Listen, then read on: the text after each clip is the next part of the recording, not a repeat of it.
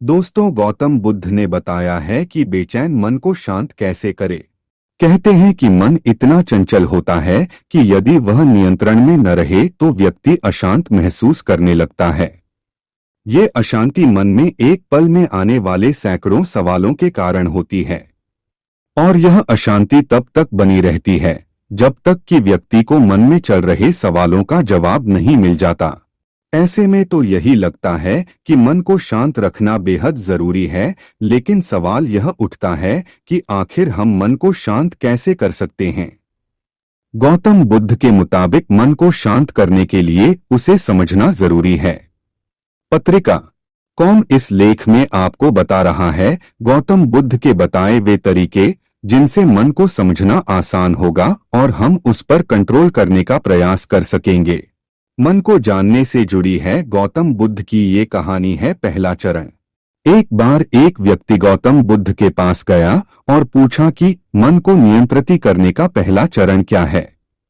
बुद्ध कहते हैं, अपने मन को समझने का पहला चरण है इसके द्वारा दिए गए लालच की व्यर्थता को देखना समझना। दरअसल जब मन अनशांत होता है तो कई तरह के लालच देता है, और जिसने मन द्वारा दिए इन लालचों को पहचान लिया, समझ लो कि उसने मन को समझने का पहला चरण समझ लिया।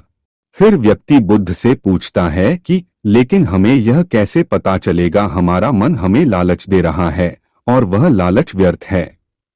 इसका जवाब देते हुए बुद्ध कहते हैं, अनुभव से। मनुष्य मन के लालच से जिस कार्य को अतिपूर्वक करता है उसमें उसे हानि ही होती है, और हानि के बाद ही उसे अनुभव होता है। जैसे जिसने वास्तव में यह देख लिया कि नशा करना केवल दुख है, वह नशा मुक्त होना शुरू कर देगा। वहीं जिसने जान लिया कि ईर्ष्या से खुद का नाश होता है, वह ईर्ष्या से मुक्त हो जाएगा। मन को समझने का यही पहला चरण है। मन को जानने का दूसरा चरण। व्यक्ति बुद्ध से पूछता है, यदि व्यक्ति पहले चरण से यह जान जाता है कि वह मन द्वारा दिए लालचों के कारण दुखी है, तो फिर दूसरा चरण क्या है। बुद्ध कहते हैं, खोज पर निकलना। दूसरे चरण के लिए ऐसे व्यक्ति की खोज पर निकलना होगा जो पहले ही अपने मन को जानकर इससे मुक्त हो चुका है। दरअसल एक ऐसा ही व्यक्ति तुम्हारा मार्गदर्शन कर पाएगा। मन को जानने का तीसरा चरण। व्यक्ति कहता है कि लेकिन ऐसे व्यक्ति की पहचान कैसे होगी। बुद्ध कहते हैं, यही तीसरा चरण है। सुनना ही अपने मन को समझने का तीसरा चरण है। व्यक्ति कहता है, क्या इसे देखकर पता नहीं किया जा सकता। बुद्ध कहते हैं, देखने में कोई व्यक्ति बहुत शांत और अच्छा लग सकता है, लेकिन उसके मन के भीतर क्या है यह उसके शब्दों से ही पता चल सकता है। लेकिन किसी की बातों पर तब तक विश्वास नहीं करना चाहिए जब तक कि वह तुम्हारे विवेक की कसौटी पर खरा न उतरे। मन को जानने का चौथा चरण। गौतम बुद्ध कहते हैं कि कर्म ही मन को समझने का चौथा चरण है। खुद को जानने के लिए सही दिशा में कर्म करना जरूरी है, लेकिन कर्म करते हुए व्यक्ति हर बार दो गलतियां करता है। पहली गलती यह कि शुरुआत ही नहीं करना, और दूसरी गलती यह कि पूरा रास्ता तय न करना। इन दोनों ही गलतियों के पीछे हमारा मन होता है।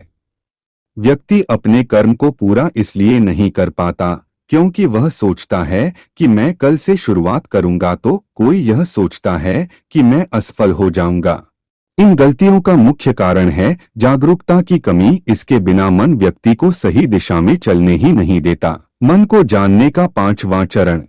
गौतम बुद्ध कहते हैं कि मन को जानने और समझने का पांचवां चरण है जागरूकता। इसीलिए हर कार्य को जागरूकता के साथ करें। बिना जागरूकता के साथ किया गया कार्य या फिर जिया गया क्षण मृत्यु के समान है। व्यक्ति बुद्ध से पूछता है, अपने जागरूकता के स्तर को कैसे बढ़ाया जा सकता है। बुद्ध ने जवाब दिया, ध्यान से। मन को जानने का छठा और अंतिम चरण। ध्यान ही मन को जानने, समझने और नियंत्रित करने का अंतिम चरण है। यानी ध्यान ही वह नाव है जिस पर बैठ मन रूपी नदी को पार किया जा सकता है। जिस व्यक्ति ने इन शुरुआती 5 चरणों से मन को जान लिया, उसने अपन मन को जीत लिया, उस पर काबू पा लिया।